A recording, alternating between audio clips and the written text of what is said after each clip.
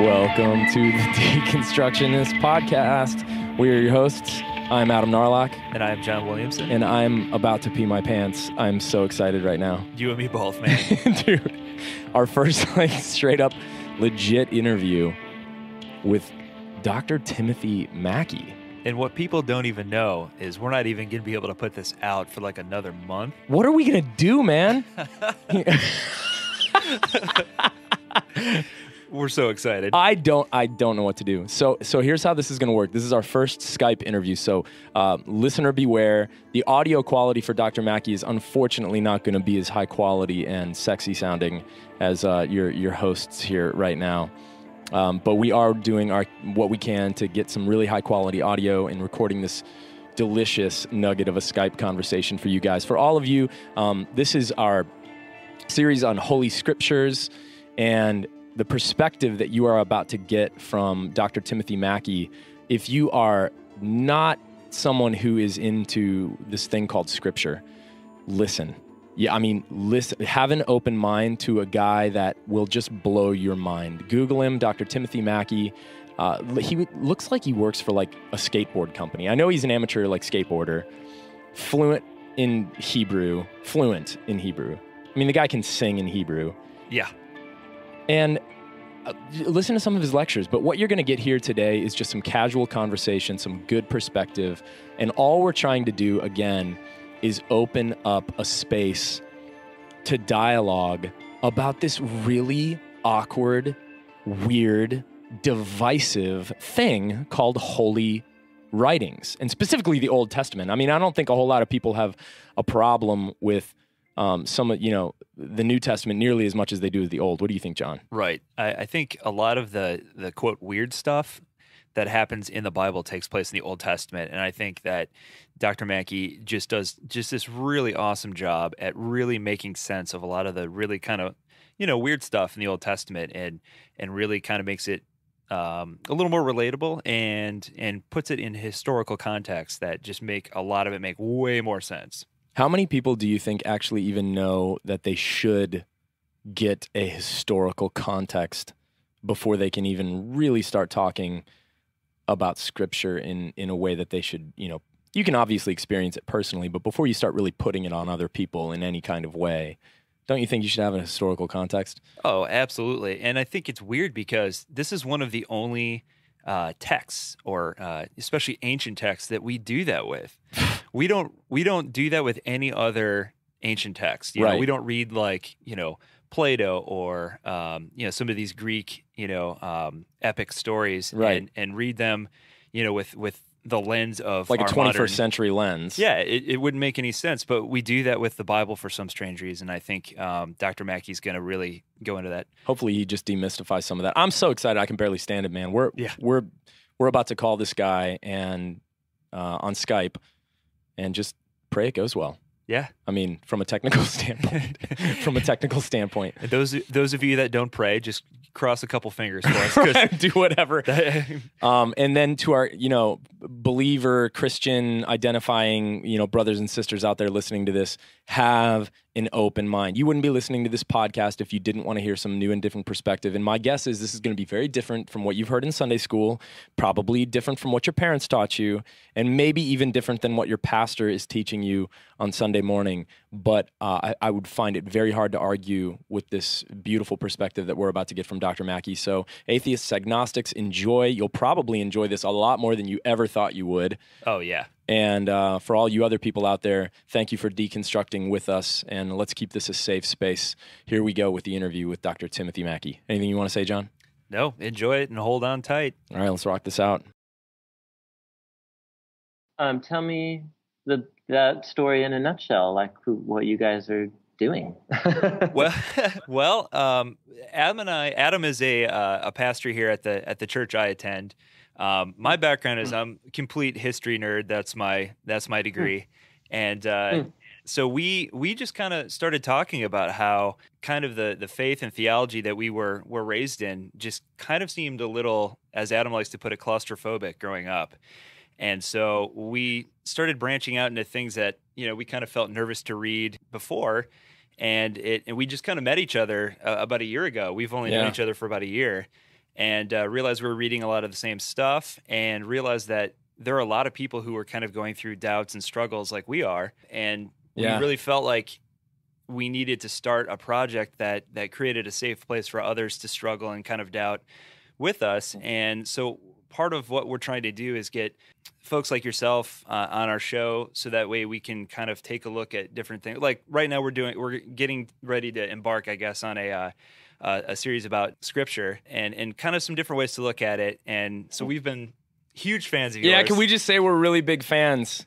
The Bible Tim, Project. I mean, and we your just lectures. love everything you're doing. We're hoping to expose as many people to it as absolutely possible. Great. Yeah. And that's thank you, and you're welcome. Yeah. Yeah, you guys, it sounds like you're on a journey too, where you have an idea, and then you just put in some effort, and then you find that the Holy Spirit's up to something. Oh, yeah, man. Yes. That's exactly what we're going through right now. Yeah, it's really, and it's humbling, but also it's exciting because you're like, well, this is what I would want to do anyway. Right. Yeah. Exactly. It's amazing when that it's synergy of like your passion and your curiosity meets some kind of divine permission and even empowering, and you're just like, whoa, this is wild. It's very strange. It's a privilege.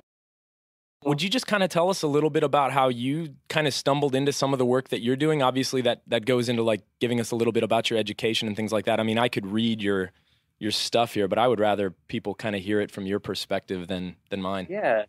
It's kind of, it's really bound up just with my life story in a sense. So I'll try and make a short story boring kind of thing. So I grew up here in Portland. And skateboarding and skateboard culture is a huge part of my life, even today still. And Portland skateboard culture is interesting because it's different than California, where it's like high-driven performance. It's LA, San Diego. But Portland has just it's a way more indoor because it rains a lot. And at least when I was growing up, it's more of like the kind of introverted artist, nerdy guys who would skateboard. Yeah. That was skateboard culture. And so I was drawn to that because I was bad at sports or whatever. And my dad was a painter, what he did for a living. And so whatever. So that's a big part of my story was that was the culture that I grew up in, was just skateboarding artist culture here in Portland. And then I became a Christian when I was 19, almost 20. Okay. Through a ministry outreach to skateboarders here in the city, through a church. Yeah, that's wild. They have a skate park, and it ended up being a big warehouse. It's still there today, a big set of mini ramps and a bowl and a street course. That's so and cool. so on. That is so cool. Every night the park is open, and then they shut it down halfway and give a Jesus talk. And then to skate the second half of the night, you have to sit through the talk. Yeah. Done. No problem.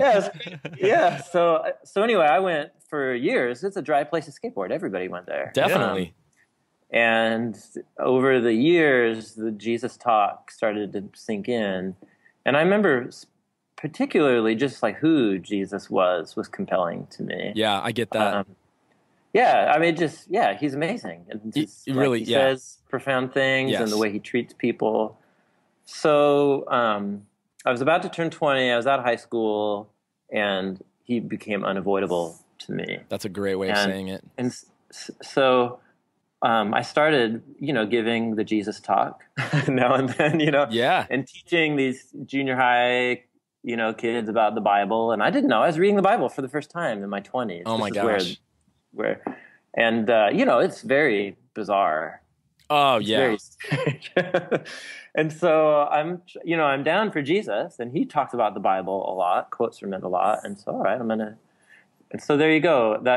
So it happened that there's a Christian college across the street from the skate park and the skate church ministry. And so I signed up for classes there, Bible classes, because what am I going to tell these kids? I have no idea what I'm talking about. Intern at skate church, and then I just, I had the great fortune of having wonderful teachers who just, my imagination just got ignited with the strange new world of the Bible.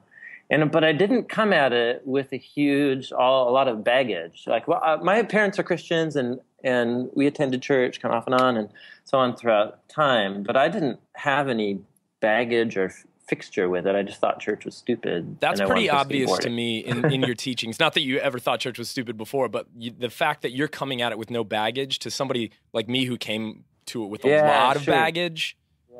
Yeah. Which is refreshing. So I think my love affair with the Bible kind of begins then, and I didn't have anything else going on in my life, so I just kept going to school as much as I could find it, and signed up for Greek and Hebrew. So there you go. And then I just became language and history and culture and background and all that stuff. Oh man, that's wild. So I went to college and majored in Greek and Hebrew and biblical studies, and I went to seminary because I was like, am I supposed to be a pastor? What do you do with these degrees? Yeah. And then I was like, I should go be a professor. And so my Hebrew teacher here in Portland had gone to the University of Wisconsin, Madison, which has a really great Jewish studies department, and within it, a department of Hebrew Bible. And it was just Hebrew, early Judaism, early Christianity in its Jewish setting. So I was just in heaven. Oh man, that is so great. So that was 7 years I was in that program. Wow. And it was amazing. It was so, because it was a whole spectrum of Jews and Christians reading the Hebrew Bible together. Oh my gosh. So for me, it was the content of the Bible was strange and new and wonderful. I'm down for Jesus. He's the reason why I'm reading this in the first place. I think so. That was how my whole approach was shaped to the Bible. It's I'm reading this because of Jesus, and I'm reading this because he said this is how I know him more, is through the Hebrew Bible. Man, I feel like if we could just get people to somehow start there, that would pretty much undo a lot of the damage that's been done right there. Yes. So let's talk about that. I think for me that was a formative. I now look back and see how fortunate I was and formative to be introduced to the Bible by being first introduced to Jesus. Gosh, man. And I know that's not most people's experience. No. And I think that's a big problem. So that's a big part of what the Bible Project's about. We say it as the Bible is a unified story that leads to Jesus. Yeah. And so, the fancy word is our hermeneutic. Right. But it's just our approach. You can nerd out on this podcast, man. We're all nerds. Just go ahead. Feel free. Totally. But I think a huge problem in certainly Western approaches to the Bible is that we often read the first 3/4 of it, the Hebrew Bible, as a standalone thing. Yeah. And we approach it and try and get from it things as if Jesus never came. Right. I'm supposed to live under it, but then and then we see a contradiction between, well, then there's that part of the Bible and Jesus. And now it's just, we need to start our whole deal over and think about this. And so for me, it's part of my story. And so John, the co-founder of the Bible Project, he and I met in college. Okay. At Multnomah Bible College at the time. And so he grew up in this, I'm kind of guessing a situation similar to yours of a very conservative Bible church. Yes. So he's got baggage. Yeah.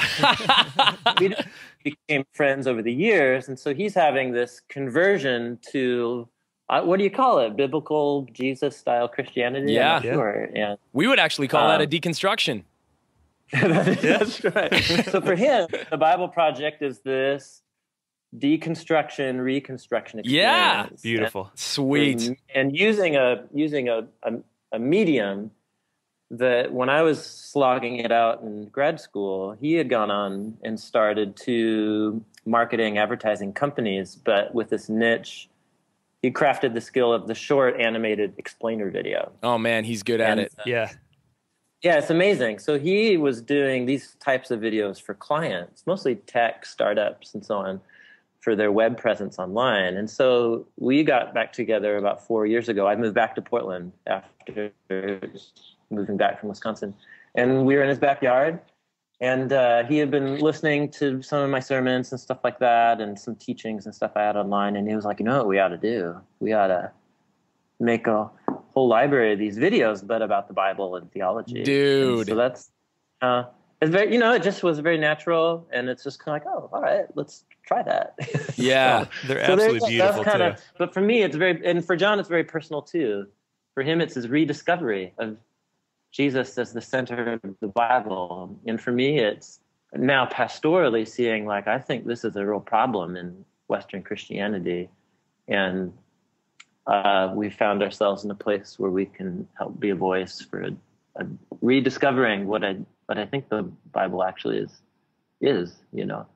So anyway, there you go. That's so kind awesome, of the story. Tim. That's so great. That's a great place to start too, because one of the quotes that I've heard you say, not only in the lecture that you did, the midweek lecture that you did with Bridgetown Church recently, but also your podcast, is the one thing that you keep mentioning is that the Bible didn't just fall out of the sky. And I think that's really poignant, and so talk a little bit about that and where kind of we've gone wrong maybe in Western society in regards to Bible interpretation. Yeah, that's big. I paint broad brushstrokes here, but it's helpful. I think we need to. Yeah, so I think if I can characterize, once I became a Christian and then entered whatever Western churchianity or whatever. Nailed it. This approach to the Bible that it's divine behavior manual, or a handbook for how to be a good human and not a bad human. Right. And it's from God. It's the Word of God. Right. And so that's a very biblical idea. Jesus would be on board with that 100%.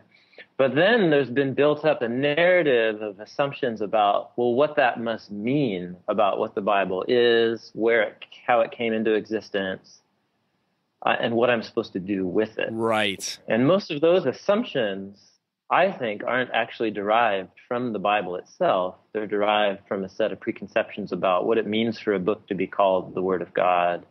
I think that's our biggest roadblock. That kind of book. I think that's our biggest roadblock. What's that? Yeah, I think that's our biggest roadblock. That's what the question is all about. So, for people listening to a podcast like this that are either deconstructing their faith within Christianity, or, what we're really hoping is that there's a lot of people outside of Christianity or have always felt outside of Christianity that can then almost be a little bit skeptical of their skepticism and hear some new perspectives from inside. And that's really where you fit in. So continue to talk about a little bit about what that general perception that most people have when they say, this is God's book, God wrote this, and how that's right. How that's unhelpful and maybe not even the best way to actually find Jesus and the grace that he shows us in Scripture. Yeah, so I think at the root is Christians have lost a really, really important category for thinking about how God works in the world.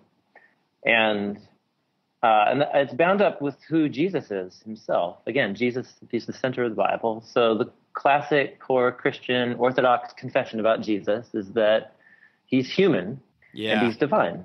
And he's not one at the expense of the other. And he's not one or the other. They're not, he's both. Yes. Right. And so Jesus didn't drop out of heaven. He was born. It was born in a very remarkable way. Yeah. Right. Yeah. Yeah. Through the agency of God's Spirit. But it's God's Spirit working in and through normal human processes of conception and birth and so on. And so that's Jesus. And he didn't speak alien. He spoke Aramaic, just like the Greek, and he came onto the scene speaking and addressing the issues of his time and place, which he believed had implications for every human on the planet. Yeah. But he spoke the language. You know what I'm saying? Yeah, so totally, man. Christians should already have that category about Jesus. And so I think the point's really a simple one, is that is the framework for how we ought to be thinking about the Bible. But it's not. For most people, Jesus has become a floating down European white male flowing down out of heaven. Well, and it's no wonder so many people think this whole thing is ridiculous. Yeah. Because that's ridiculous. That is absolutely a ridiculous idea. Yeah. And it's not true to the historic confessions about Jesus in the Christian faith, and it's not true to the biblical text themselves. So I think to just like, what is the Bible? It's an ancient text. It's very clearly, like, you go look. We can go look at really ancient copies of the thing. It's written in Hebrew, Aramaic. Yeah. So, I mean, we make fun of that, but there's a lot of people for whom a certain English translation of the Bible, the King James. Yeah. Right. Like, that's a really core, that's a constitutional belief of their kind of theological tribe, is that the King James is a special moment in God's history of working in the world. And so I just, I'm not trying to make fun. But that's not helping anybody. No, it's not true. No, it's not. Right. It's really not.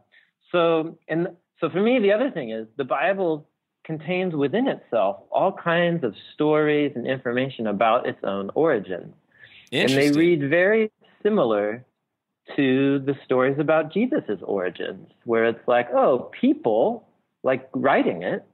The Bible doesn't hide the fact that humans wrote it, but at the same time, it asks us to hold that together with a conviction that what these humans wrote out of many times very normal historical, sociological circumstances and geography, the whole thing, language, culture, history, geography, that the Bible emerged out of a people group within history, but that those people were under and influenced by the orchestration of God's guiding spirit, so that what they wrote out of those circumstances is what God wants his people to hear.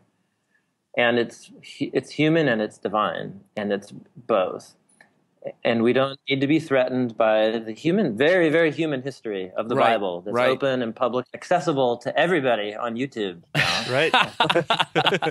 That's such a cool point to make, man. This is a threat to, I mean, I met people in graduate school who grew up in churches, and they've got baggage. And then they're nerding out like me on the Dead Sea Scrolls and the Septuagint and all this stuff. Yeah. That show a very complex human history to the origins of the Bible. I really like the way you say that, man. And they're losing their faith because of it. Right. And I'm in the same program, learning the same facts and history.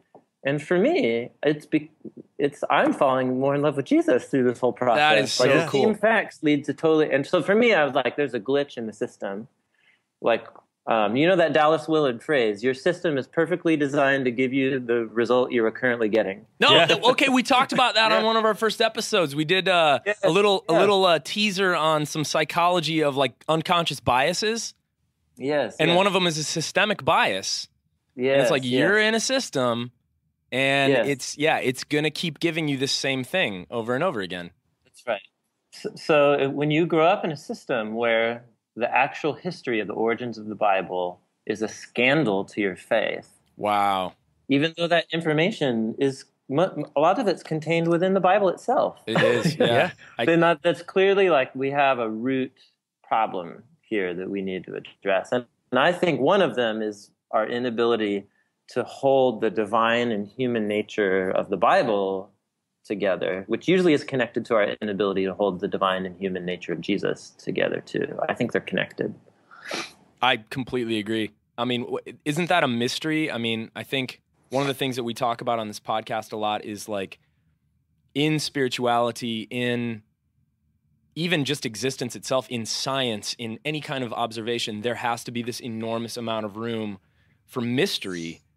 And that is where faith starts to come in a lot of times for various kinds of people. So there's mystery there. Though I'd nail it down even more specifically. I think it's that we, at least in the West, I actually think more in Eastern Orthodox Christianity traditions, they have more categories for this. We have this opposition between if God is acting in history or if God's doing it, it's not humans doing it. I agree. Or if humans are doing it, that's not God doing it. And you turn to page 1 of the Bible, and how does God rule the world?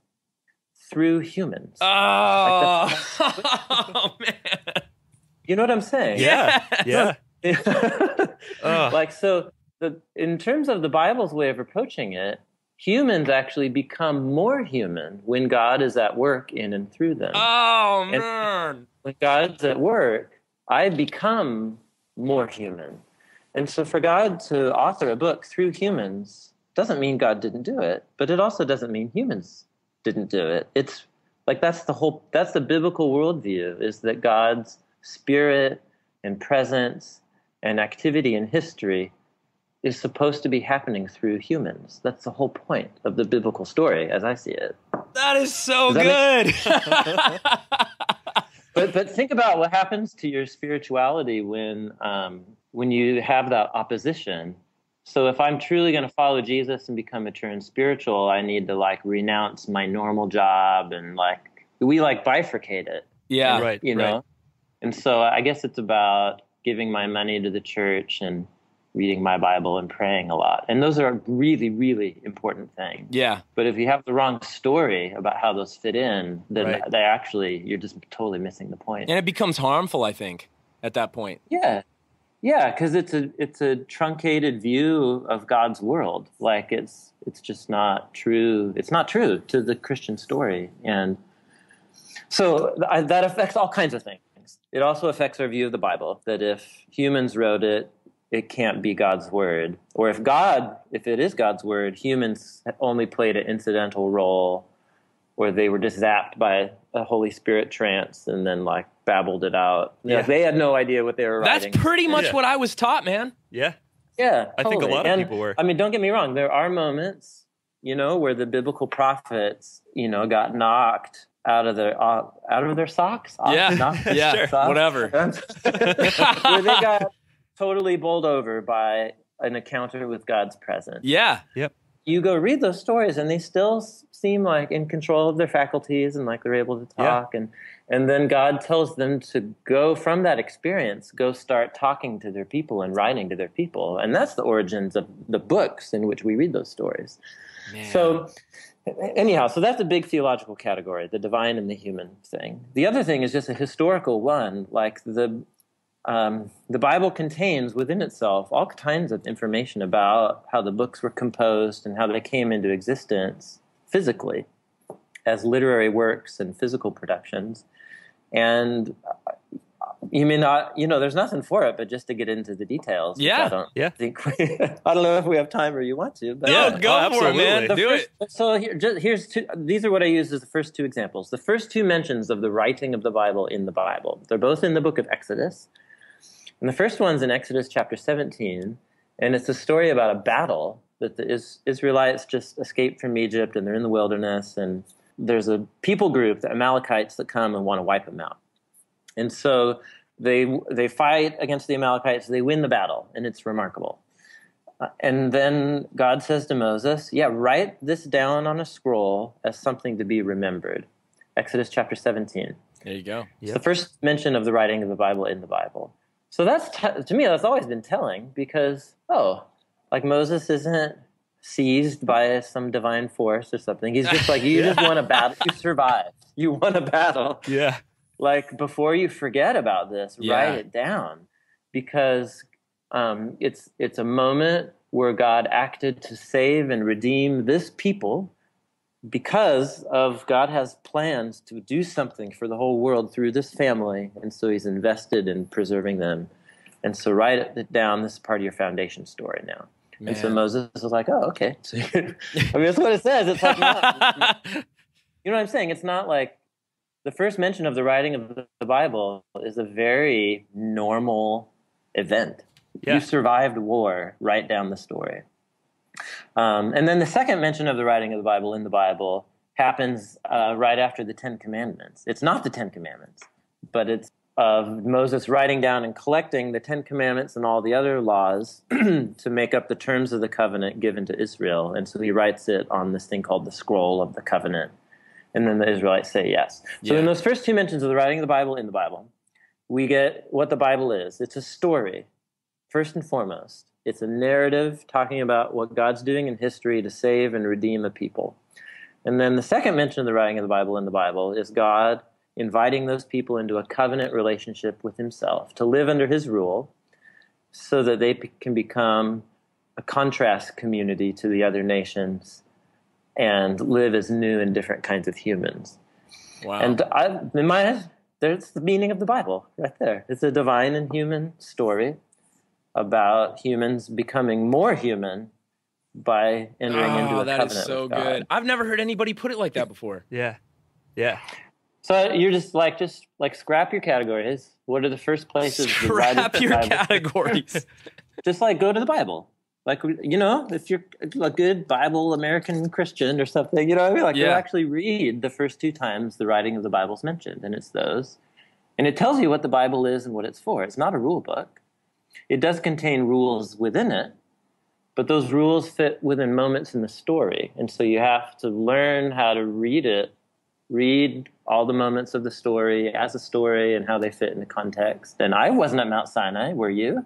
No. Like, why are we having these debates about I should live under the laws of Leviticus? Like, I'm not an Israelite. Right. You know what I'm saying? Like, That's one thing you mentioned in one of the recent podcasts I listened to. You made the point that a lot of the portion of the law was written for a very specific people at a very specific time. Yes. And it wasn't intended for modern society. So could you talk about that a little bit? Yes. Well, so here's a good analogy. On chapter 6 of Genesis, it's the famous flood story with Noah, and that, which itself raises a billion questions that we're not even going to touch. Right? A billion questions. But so the part of the introduction is God giving Noah this long paragraph of detailed commands about the construction of this ark, with like measurements, right? And what, how to seal it and so on. And nobody walks away from that story. No reasonable person walks away from that story going, "Oh, how do I respond to that story? It's God's word to me. I should go build a boat." Right. Yeah, and it's a long paragraph. But somehow, when we come to the story of God giving the 613 commands to Israel at Mount Sinai and in the wilderness, we walk away from those parts of the Bible going, "Oh, this is God's word to me. I'm supposed to do these commands." You know what I'm saying? Wow. Right. It's like, well, wait a minute. No, it makes very clear, like, this were given to these people for this moment in what God was doing in history. And by the way, they failed miserably at keeping the commands. I want to high five you right now so bad. Both the laws and these people's failures to obey those laws, that's the Bible. Right. It's a story about Israel's inability to keep the covenant, and then how God is going to remake a new covenant family who can truly love and obey him and follow his will. And that's what Jesus and the Spirit accomplishes. And with the way Jesus and the Spirit boil it all down is love God and love your neighbor, right? Right. So I'm a follower of Jesus. I wasn't at Mount Sinai, but I am a follower of Jesus. I fit into that part of the story. And so I honor this heritage of God's commands by loving God and loving my neighbor. And that's the moment. You know what I'm saying? Okay, there you go. I could go on, but I'm... dude. Oh, man. We've got so many... You're blowing my mind right now, man. Yeah. I love this. Hey, let me ask you a personal question, and maybe you can speak for your co-conspirer on the Bible Project a little bit too, because he sounds like a cool dude. We should have had him on as well. Maybe we can later. So with all this learning that you've done, all this learning, one of the things that I find fascinating about learning and going deeper and getting your mind blown and having these really cool experiences where something new opens up to you is it's like learning itself is also a process of unlearning. Or letting old assumptions down. Could you talk a little with as much as you know? How much unlearning have you done or seen people do? And could you just talk about that a little bit, because that's germane to our podcast context? Well, I mean, as I told my story, I didn't have that much unlearning to do when it came to the Bible, because it was just new territory for me. Super cool. So that I think I'm great. I now look back and I'm grateful for that. But I'm very aware as a pastor and, 20 years into following Jesus, that's for sure the journey that a lot of people undergo. Yeah. So, I think there's a fear factor.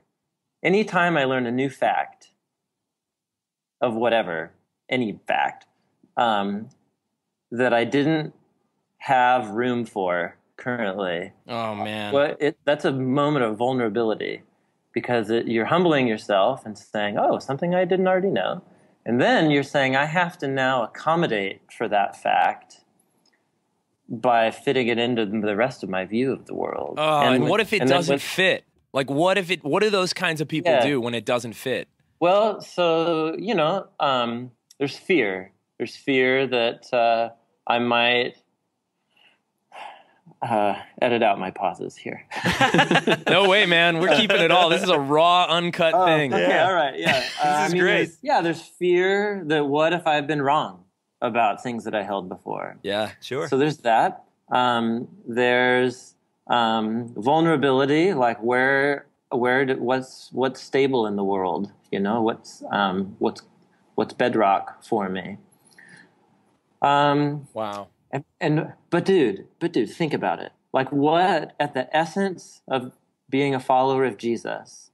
What were the years of the disciples like with Jesus? Like, think about all those stories. It was constant deconstruction. Yes, it was of these guys' worldviews, of their identity, of what they valued and held to be significant and important.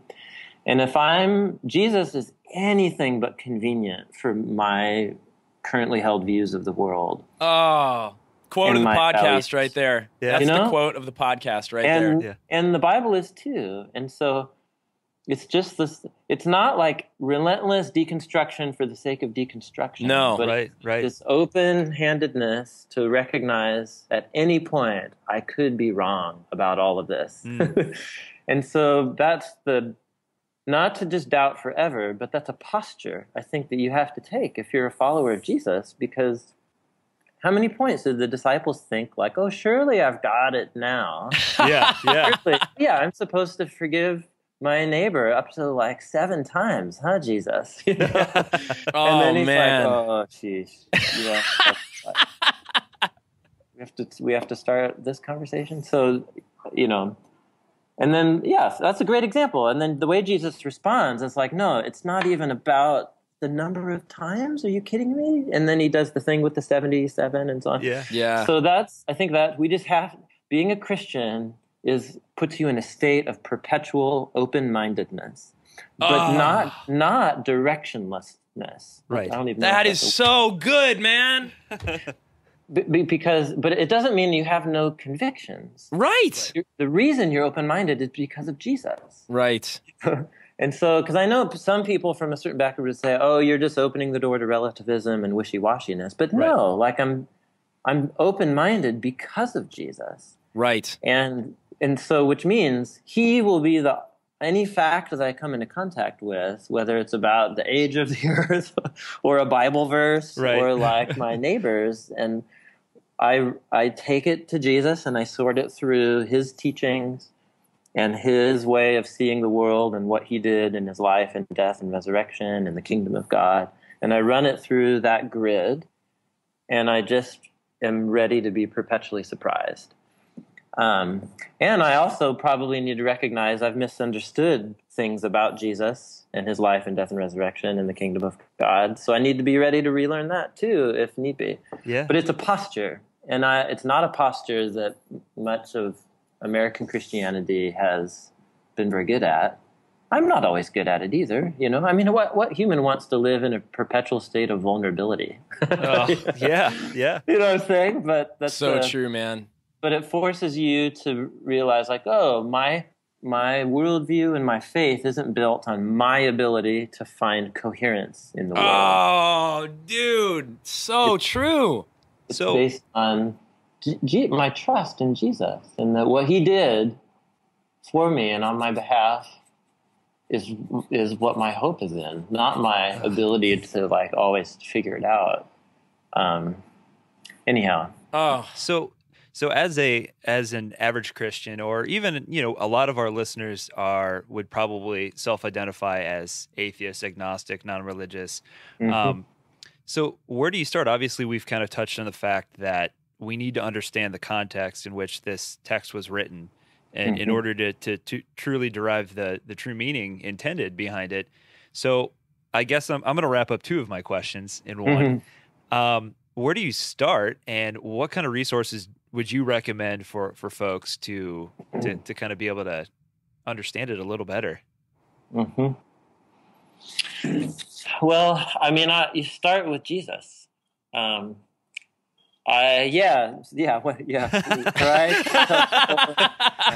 Community, or is the Bible. What is the Bible? 3/4 of it is this thing called the Old Testament or the Hebrew Bible, and the cookies are not on the bottom shelf. No. Use that. Like, and it's not the kind of document that was intended to be completely easily understandable to anybody on the planet at first blush. That itself is a preconception of what it means for the Bible to be God's word. That That's any so person awesome. ought to be able to read it in a translation and just get it all the first time. And so that's just not true to what these texts, the Hebrew Bible specifically, what these texts are. They come assuming you already are immersed in the whole story. And so as a Christian, why would I read a book like the Old Testament? Because I'm a follower of Jesus. So let's get the cart before the horse. Let's not get the cart before the horse. So I just start with Jesus. I just read the stories about him, and there's going to be a ton that people don't understand because he didn't drop out of heaven. He's Jewish, and he's in the flow of a very turbulent time in Jewish history. But who he is and what he's about shines from those stories, even though a majority of the details are going to be lost on somebody reading it for the first time. You get who Jesus is, and he's remarkable. That's awesome. And that's what I tell people. Just immerse yourself in the stories of Jesus. Because I like that too, especially for the context of our conversation today and this podcast and our listeners, is no matter where you're at, I haven't really met a whole lot of people who have too big of a problem with the Jesus represented in the Gospels, or even some more liberal stuff, like the Jesus Seminar, or some of these the Quest for the Historical Jesus. Some of these things, nobody's got a problem with the things Jesus taught, the things Jesus said, the unbelievable, like Thomas Jefferson would even say, the sublimity. His teachings are sublime. Yes. Yeah. It's all the other stuff. Like Gandhi would say, I like your Christ, I don't like your Christians. And I think a lot of this kind of plays into that. Yeah. And so putting the cart before the horse is huge. Jesus riding the dinosaur. I sent Adam that picture yesterday. That's wonderful. Yeah, so that's ridiculous. It's ridiculous. Yeah. Yep. And that's not Jesus of Nazareth, Jesus of Nazareth is so much more beautiful and compelling than that. And so that's where I'd tell people to start. And then that will start to raise questions about the Bible as a whole, because you'll notice very quickly that the same Jesus who touches the leper and these hurt, sick people, and compassion and generosity and confronting unjust leaders, speak truth to power, all that kind of stuff that resonates with some Brueggemann. Western folks. We love that stuff. Yeah. It's the same Jesus who's constantly quoting from the Bible. Yes. Yeah. And saying really challenging things about sexual integrity and money. Yeah. And healthy relationships and what it means to be truly human. And so then you got to fold all that together and realize this Jesus isn't actually convenient for me. Wow. And how I understand him is seeing him within the context of this whole narrative called the Bible. And then once you're there, then I think we're ready to turn to page 1. Dang, man. Wow. That is so good. That's so in terms of resources, John, for your question. Yeah. One resource is the Bible Project, where I'm trying to make the resources that I wish I had 20 years ago. We're huge advocates, man. We are huge advocates of the Bible Project.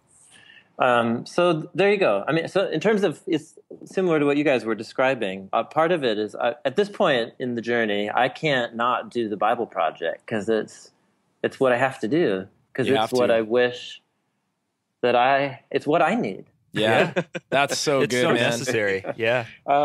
So that's a video resource. In terms of book resources, 1 second. All right. I love it. For you listeners, I'm showing John and Adam a picture. I was just reading that today. Oh, that's so great. Okay, You referenced Sailhammer in one of your episodes. I've always liked that guy. Mm-hmm. Oh yeah. He was one of the teachers I was first exposed to. It was actually a student of his who was my first Bible teacher at Bible College in Portland. And then John Sailhammer himself came to teach at Western Seminary in Portland for a few years when I was taking classes. So, he's just an incredibly wise person who embodies everything of what I'm saying. So for the listeners, I was recommended. It's a 1-volume, $8.99 paperback. Perfect. That's a 1-volume commentary on every book of the Bible. And what's the name of it again? It's not verse by verse. He taught me how to view books as literary wholes that have a design. Wow. And a flow and an intended message that an author sat down and crafted this as both a work of art and as a statement with a theological message. Will you say the name of that book again? We'll put this in the show notes as well. John H. Sailhammer, and it's called the NIV Compact Bible Commentary. Yeah. Beautiful. I've got it on my shelf, man. It's super unattractive dope. cover. That has nothing to do with the content. It's like a picture of a mountain or something. Yeah. But I've burned through.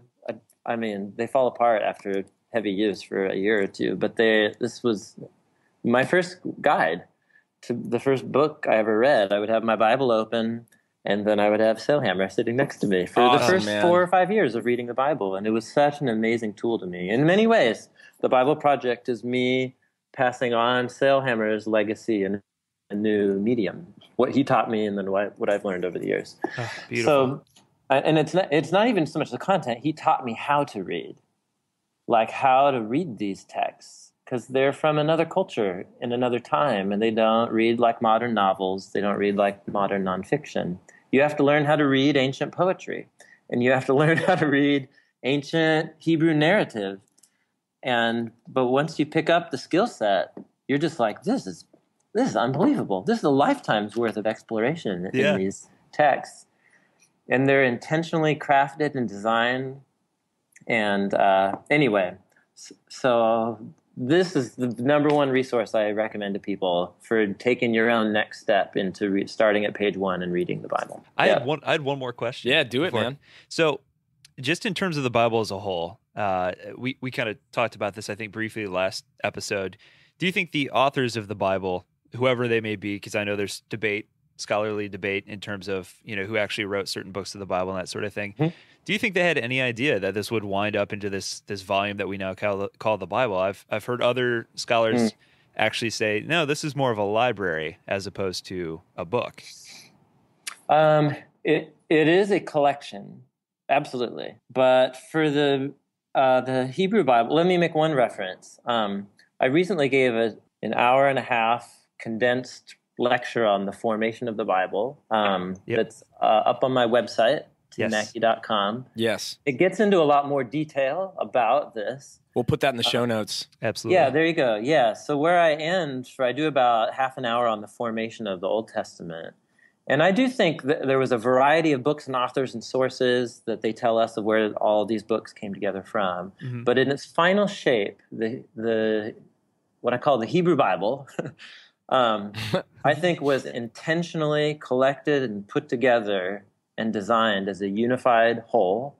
Sweet. And presents itself as a divine and human word.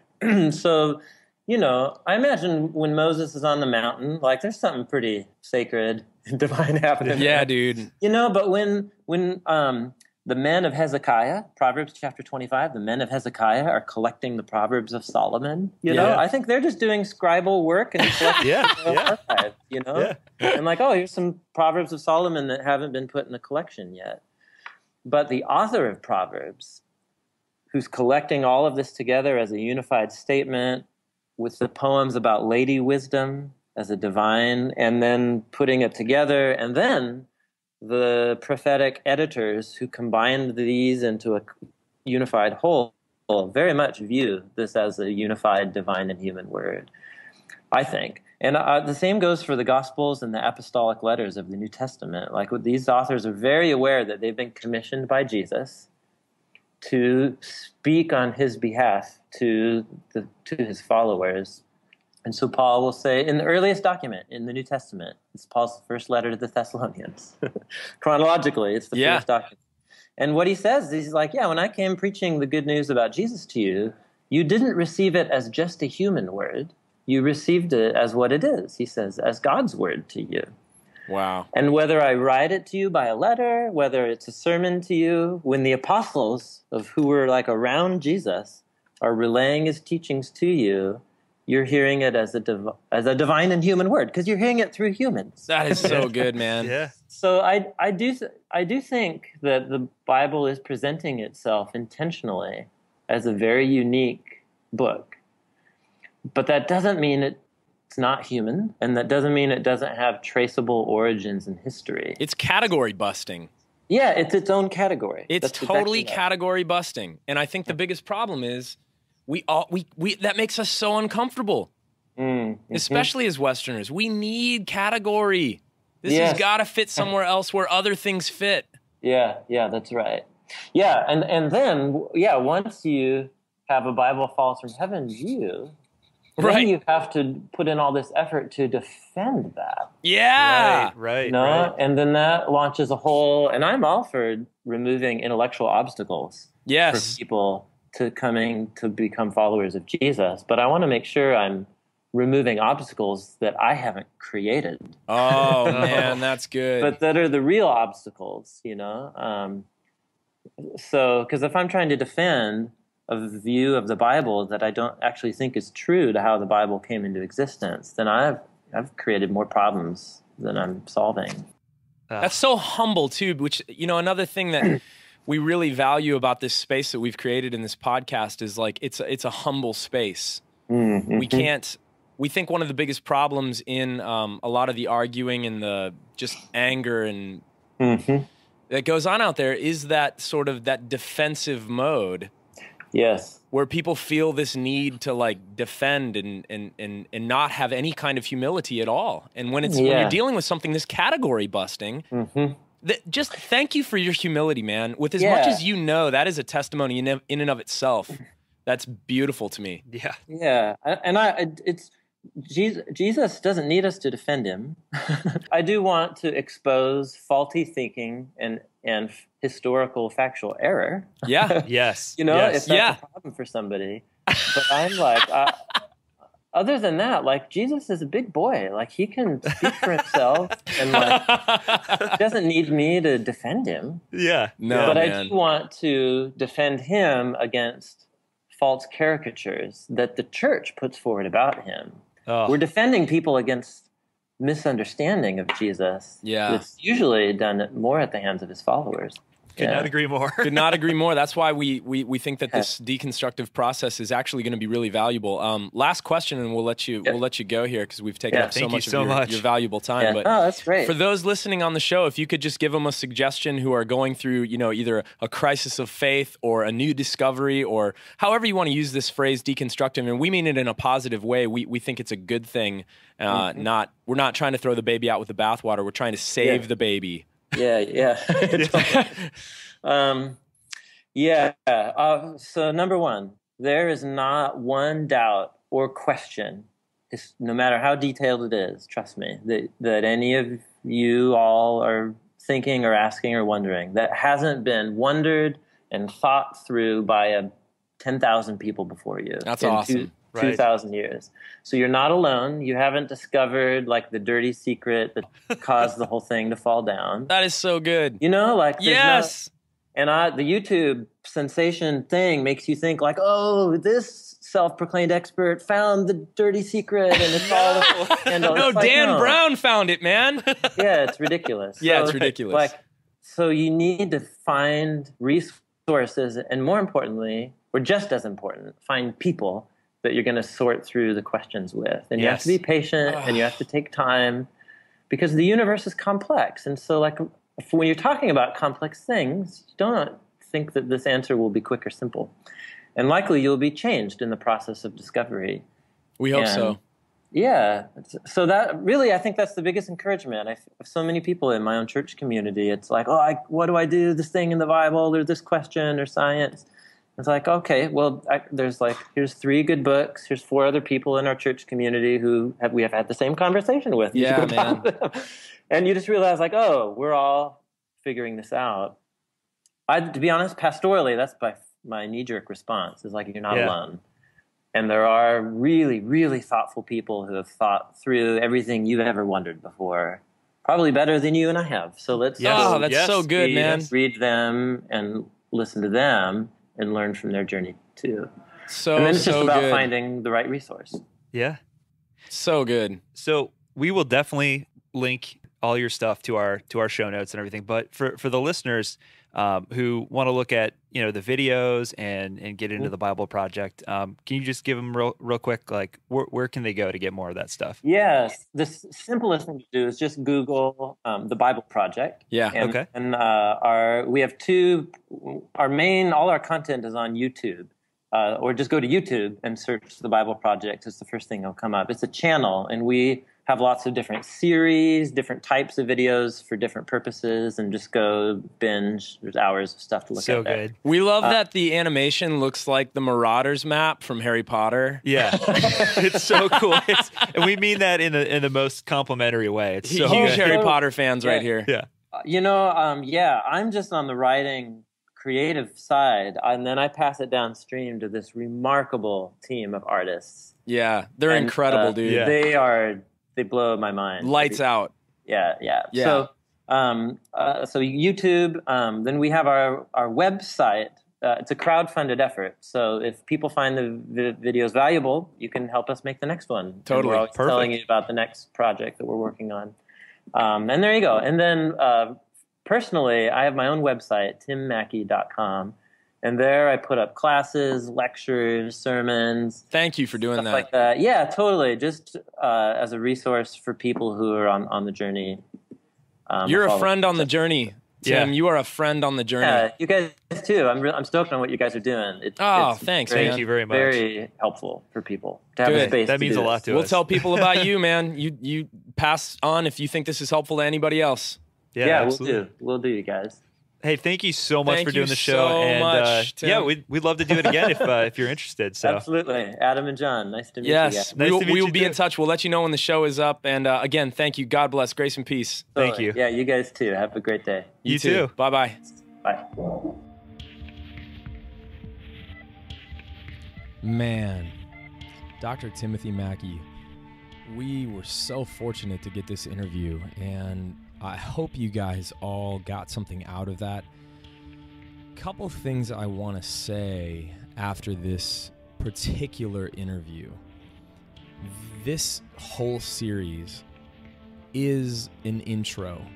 Even though it's a 3-part series, we are just getting going. John had to step away for a minute, so I'm going to close this episode out on my own here. But man, we just scratched the surface, and I hope you all feel that. I hope you guys are all like, whoa, wait, why didn't you talk about this? Why didn't you talk about violence in the Old Testament? Why didn't you talk about the wrath of God? Why didn't you talk about hell? Why didn't you talk about... First and foremost, this is only part 2 of a 3-part series, and the purpose of this 3-part series is to introduce a deconstructionist perspective to looking at Scripture, airing out doubts, or to at least start to crack the windows and doors to airing out doubts. And we are just getting started. Having somebody like Dr. Timothy Mackie on, who is an unbelievable talent and an unbelievable scholar, definitely coming from a more conservative standpoint, but still just being so authentic and so honest, is supposed to just start a chain reaction within you, whoever you are, the listener, the one who's curious, the one who has doubts. Because the purpose of this podcast is not to try to get you to doubt. The purpose of this podcast is to tell you that you already are. You already have doubts. You already are doubting. They're down there. It's part of being human. And that is not a bad thing. It's a good thing. You need to follow those doubts. You need to do it in community. You need to explore. You need to have fun. You need to not be afraid. And you need to get going. And so, man, hour-long interview, and I feel like we only touched on a couple things. It felt like an appetizer and a meal at the same time. We are going to be doing more Bible mini-series in the future. We're already lining up guests. We welcome your input on that. And as we wrap up this episode, there's just a couple bits of housekeeping that we just need to make you guys aware of. Number one, John and I had the great, enormous privilege of hosting our first live event this past Sunday night, March 20th, 2016, at the Wild Goose Creative in Columbus, Ohio. It was a oversold out event. The atmosphere was indescribable. It was electric. People had no expectations. They were a blank slate. The bands had no expectations. They were a blank slate. We had no expectations. We were a blank slate. It was magic. We oversold this event by like 20 plus tickets. This room was packed out. This art gallery in Columbus, Ohio, called the Wild Goose Creative, gorgeous venue, was packed out. And people came and they talked and they conversed and they engaged with ideas and they engaged with mystery and transcendence, and they soaked in 3 amazing music groups. David Carey's project Serpent and Dove, which will be available soon. Colin Rigsby, formerly of House of Heroes. I think he's actually still with House of Heroes. His project Vespertine, an exclusive acoustic show, and True Slow music wrapping up the night. Interviews in between, all of it recorded live, will be produced, mastered, and released soon. Sold out. Everybody had a great time. We made t-shirts for the event, sold out of those. They're going to be available online. Also, for those of you that want to support what John and I are doing here, it is costly. Doing events, getting research, getting guests, buying equipment, website domains, the beer that we drink while we're doing this is all expensive. So if you would like to donate, there's a spot to do that. We would really appreciate that, and our wives would appreciate it even more than we would. It'd be fantastic. We don't have to keep sneaking money out to do this and create this space. So please do that. Follow us online. Please leave us a review on iTunes. We know that we are a super giddy crew. We are so enthusiastic. We're excited to have anyone and everyone on in this space. And for some of the criticism that we've gotten that, we're not hard enough on our guests, or some of the other criticism that we're too enthusiastic. Look, we want constructive criticism, but yeah, that's just going to happen. That's kind of who we are. So if you don't dig on that, and you want somebody that's going to be a little harder on guests and grill people and disagree, that's just really not what we're about. So hope you can appreciate that. If not, there's a lot of great other podcasts out there that are more of a debate style, and we're just not really into that. We're just excited to get people on here from all different perspectives. We're going to have an all-star lineup of people coming very, very soon. We got Peter Rollins coming up. We've got Alexander Shia coming up. We've got Dr. Greg Boyd in the future, Steve Hassan in the future. We have got so many guests, and they're all going to be a surprise as to when they come out. So stay tuned, stay honest, stay authentic. Don't let anyone believe for you. Wrestle with your beliefs. Test them. Be open. Listen to people. Listen to people that are unlike you, and continue to live authentically. With that, we want to thank Dr. Timothy Mackie and the Bible Project for being a part of the Deconstructionist podcast, for advocating for what we're doing here. We advocate for you as well. We think you are doing incredible work, honest, creative, inspiring, beautiful, authentic work. And all of that will be included in the show notes. So follow us on Twitter at the Deconstruct Cast. Follow us on Facebook as Deconstructionists. Go to www.thedeconstructionists.com. Participate in our forum called Deconstructionists Anonymous. Donate if you feel led to do that. That would be phenomenal. Even $5. Our max donation is $25. We're not looking for a lot of money. It'd just be nice to pay for computer repairs and crap like that sometimes. So thanks, guys. I love you all so much. This has been such a gift to John and I know he echoes all of these things as he is with us here in spirit as we close out this event. It's going to be awkward for him to listen to this. Grace and peace, friends. Keep deconstructing.